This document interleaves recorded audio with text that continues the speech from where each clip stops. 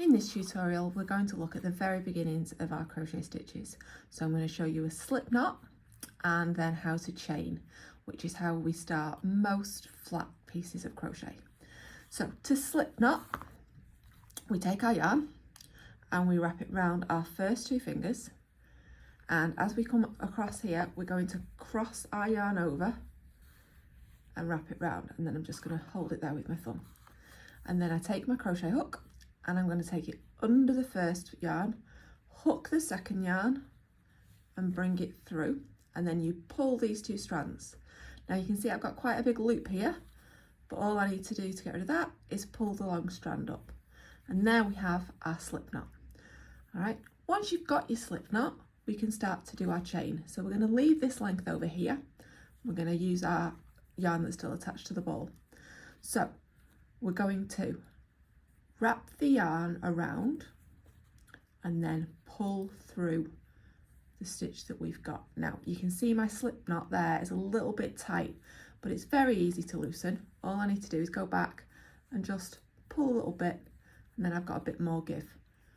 All right, depends on the size of your hook you're using at a time. So for our slip, around the hook and through, and there's our first chain here.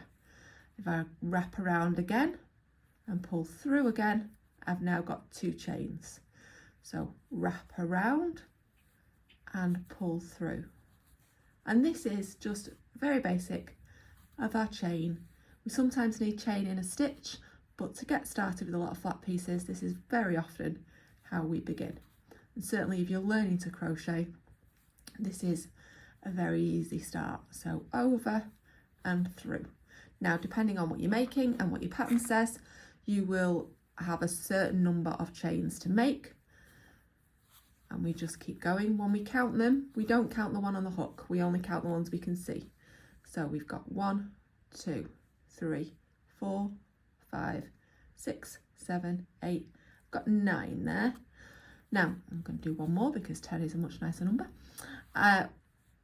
Once you've done your chain, your pattern will then usually have you working back along your chain. Now, depending on your pattern, you will either work into the second or sometimes the third, occasionally the fourth chain from hook.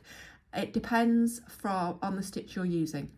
So if we're only using a small stitch like a single or a UK double, it's usually into the second chain from the hook into that one. If we're doing a bigger stitch, then we need to leave more chains at the beginning, but that will all be very clear in your pattern. Okay, and then you work back along there. I will show you that in another video.